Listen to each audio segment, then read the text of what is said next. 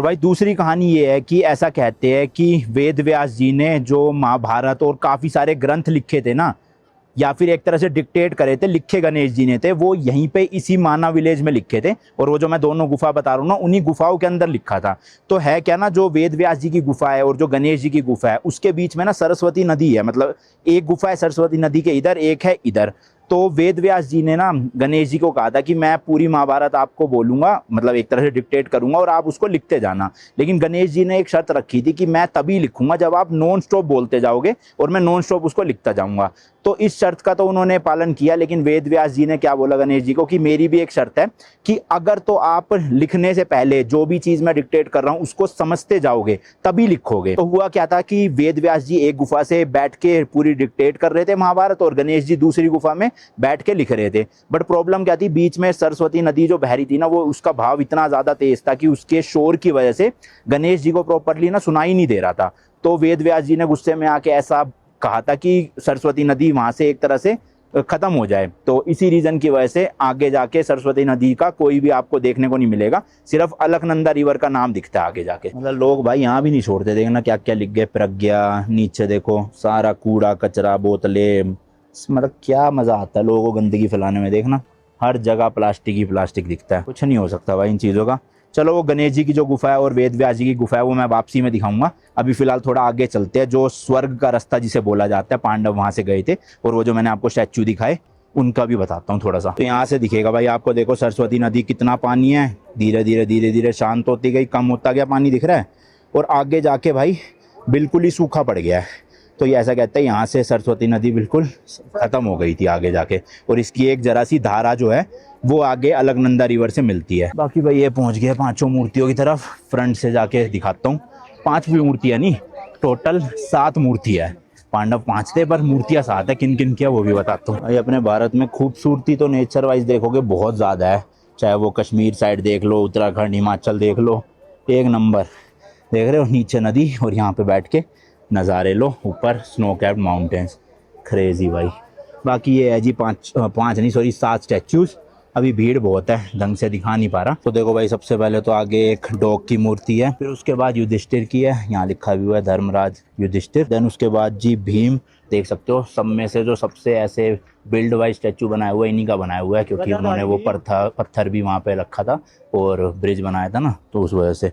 Then उसके बाद है जी अर्जुन की, यहाँ पे देख सकते हो आप, ये लिखा हुआ है नीचे सर्वश्रेष्ठ धनुर्धारी अर्जुन। देन उसके बाद है जी नकुल का स्टैच्यू, देन द्रौपदी, और लास्ट में जो है वो है सहदेव, ये देख सकते हो। तो आप देखोगे टोटल 7 स्टैच्यूज है, 5 पांडव, 1 द्रौपदी और 1 आगे डॉग। तो कहानी आपको पता ही होगी, नहीं पता तो मैं बता दूं, जो एक्चुअल में स्वर्ग मिला था ना वो उस डॉग को और युधिष्ठिर को ही मिला था, बाकी सबको नहीं मिला था। बाकी सबने जो अपना देह त्याग किया था वो इसी सरस्वती नदी में ही किया था यहाँ पर। तो इसलिए कहते हैं यहाँ से ये स्वर्ग का रास्ता था, जिससे आगे जो डॉग था और जो दुर्योधन थे वो गए थे स्वर्ग की तरफ। और उनको भी वो डॉग ना ऐसे ही चलते चलते ट्रैकिंग के दौरान मिले थे, जैसे यहाँ पे भी ये डोगेश भाई साहब है, ये देखो। ऐसे यहाँ से देखोगे ना भाई एक्चुअल में लगता भी है जैसे स्वर्ग की तरफ ही जा रहा हो रास्ता। देखना पीछे खूबसूरती को देख के, और पतला सा रास्ता निकल रहा है बस वो ऊपर जाके। भाई ये वाला पहाड़ देखो कितना ऊंचा है, और यहाँ पे जाने का कोई भी रास्ता ऐसा बना नहीं हुआ, मतलब कि रोड टाइप का।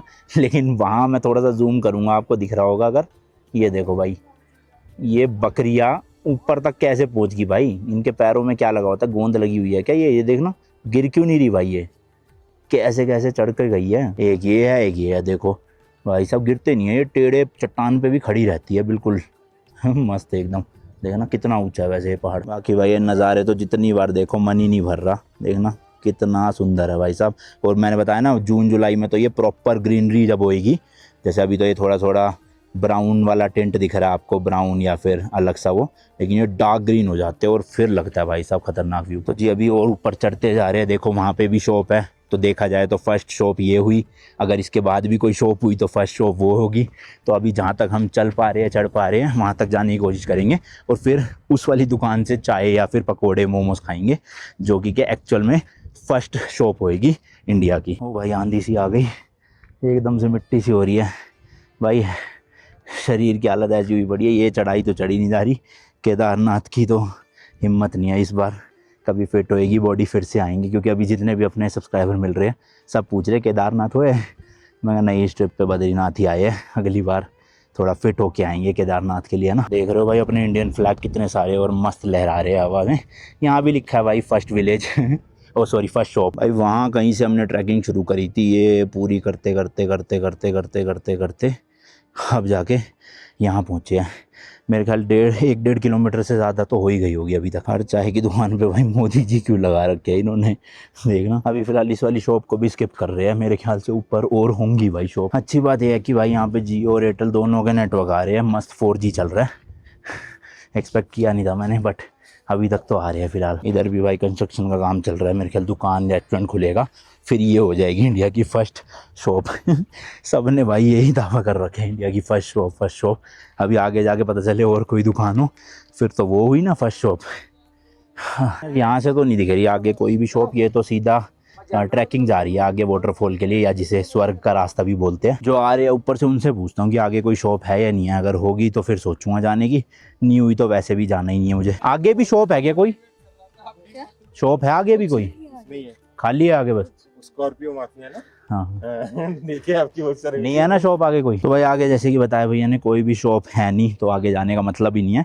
एक्चुअल में इसको स्वर्ग का रास्ता बोलते हैं, या आगे जाके ना एक वाटरफॉल आता है जो यहाँ से देखो थोड़ा सा आपको दिख भी जाएगा, 5 किलोमीटर की ट्रैक है वो, देखो दिख रहा है वो पानी, कितना जूम करना पड़ रहा है। उसे बोलते हैं वासुधरा वाटरफॉल। तो वहाँ की स्टोरी क्या है, जो कृष्ण जी के पापा थे वासुदेव, वो यहाँ पे आके तपस्या करते थे, उसके बाद फिर उनको जो है वो कृष्ण जी के रूप में बेटे प्राप्त हुए थे। तो वहाँ की भी आप ट्रैकिंग कर सकते हो भाई, 5 किलोमीटर जाना पड़ेगा, जो सही में अपनी बॉडी के हिसाब से अभी पॉसिबल नहीं है। बट ऐसा कहते हैं कि वो जो वाटरफॉल का पानी है ना, जिनके भी मन में कोई भी पाप होता है ऐसे, उनके ऊपर उसकी बौछार नहीं गिरती, मतलब पानी नहीं गिरता, सिर्फ जो दिल से साफ़ होते हैं उन्हीं के ऊपर पानी गिरता है। तो आप टेस्ट करना चाहते हो कि आप दिल से साफ़ हो या नहीं हो दुष्ट हो, तो आप वहाँ जाके टेस्ट कर सकते हो। अगर आपके ऊपर पानी गिरा तो मतलब आप सही हो। खैर अब वापस नीचे उतरते हैं और चलते हैं गणेश जी की गुफा और वहाँ अपना वशिष्ठ जी की गुफा की तरफ। तो जी लेफ़्ट वाला हो आए हम, और राइट वाला अब चलते हैं गणेश गुफा और व्यास गुफा। इस तरह का एक गेट सा लगा हुआ है। लेट्स गो जी, चलो। डिस्टेंस वाइज भी देखो सब कुछ लिखा हुआ है। वसुधारा 5 किलोमीटर, गणेश गुफा है 100 मीटर, व्यास गुफा है 200 मीटर। तो ज़्यादा नहीं है, 200 मीटर ही चढ़ना है। लो जी लो, पहुँच भी गए गणेश गुफा, तो 2 मिनट भी नहीं लगे। ये देखो इसी गुफा के अंदर गणेश जी ने बैठ के महाभारत लिखी थी, और वेद व्यास जी ने डिक्टेट की थी दूसरी गुफा में। अब देख लो दोनों गुफा के बीच में 100 मीटर का गैप है, तो इस वजह से जो सरस्वती नदी का पानी की आवाज़ थी वो बीच में डिस्टर्बेंस कर रही थी। तो अंदर चलते हैं, शायद से अंदर शूट तो अलाउड नहीं होगा, चप्पल यहीं उतार देते हैं, बस यहीं तक अलाउड है जी। फ़ोटो वीडियो लेना अंदर देख लो, लिखा हुआ है अलाउड नहीं है, तो हम कर आते हैं अंदर जाके देख के। ये है जी गुफा जहाँ पे गणेश जी बैठ के महाभारत लिखा करते थे, और ऐसे कहते हैं 2.5 से 3 साल लगे थे पूरा लिखने में। तो यहाँ पे तो अलाउड है, मंदिर के अंदर फ़ोटो वीडियो नहीं ले सकते थे। तो देख लो भाई, बहुत ठंडी हो रखी है भाई गुफा। यहाँ भी देखो भाई होम स्टे बने हुए हैं काफ़ी सारे, आप रुक सकते हो। लो जी पहुँच गए हैं, ये लिखा व्यास गुफा या फिर वेद व्यास गुफा। काफ़ी चढ़ाई थी भाई, सांस चढ़ गई बुरी तरह ऊपर आने में।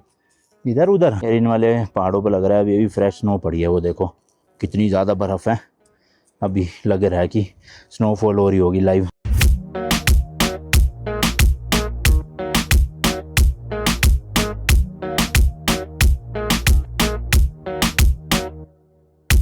लो जी लो, पहुँच गए हैं। ये है सामने व्यास जी की गुफा, और यहाँ भी लिखा भाई भारत की प्रथम चाय की दुकान। कौन सी प्रथम है वो मैंने आपको रियल में तो बता ही दिया। यहाँ तो भाई बहुत भीड़ इकट्ठी हुई पड़ी है, देखो सामने। चलो जल्दी से अंदर जाते हैं, अंदर वही अलाउड होगा नहीं, हम ही देख आएंगे बस। ये है जिम गुफा, और देखो साफ साफ लिखा है गुफा के अंदर फ़ोटो खींचना मना है, तो नहीं दिखा सकते कुछ भी। चलो जी दर्शन करे आए गुफा के अंदर हम। और जो वेद व्यास जी थे ना, वो विष्णु जी के ही एक अवतार थे।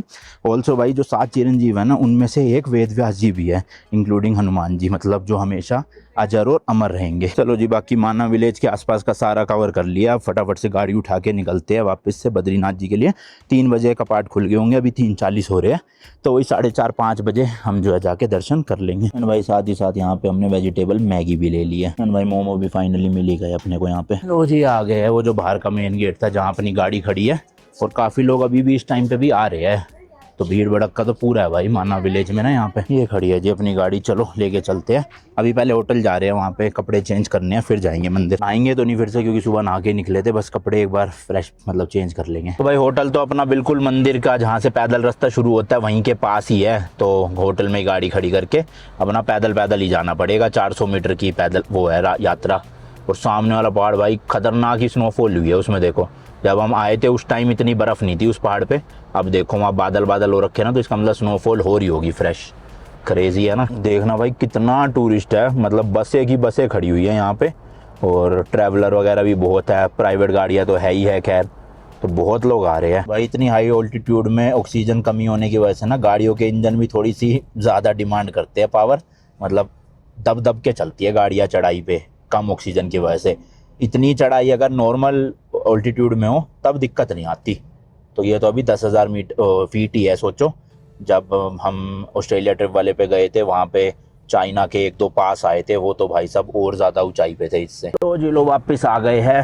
होटल अपना राइट साइड में मुड़ते ही है, और ये लेफ़्ट जो आप ये बिल्डिंग देख रहे हो वुडन वाली, इसके लेफ़्ट जाते ही यहाँ से पैदल रास्ता शुरू हो जाता है टेम्पल के लिए 400 मीटर का। तो गाड़ी वहाँ तक नहीं जाती, गाड़ी का लास्ट स्टॉप यही है बस।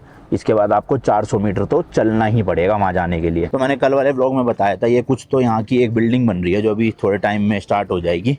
बाकी लेफ़्ट अपने को जाना है यहाँ से, जैसे कि बताया था। ये देखो बस यहाँ तक गाड़ी जाती है, इससे आगे गाड़ी ले जाना अलाउड नहीं है। और ये बोर्ड भी लगा हुआ है, बद्रीनाथ टेम्पल, तप्त कुंड और ब्रह्म का पाल।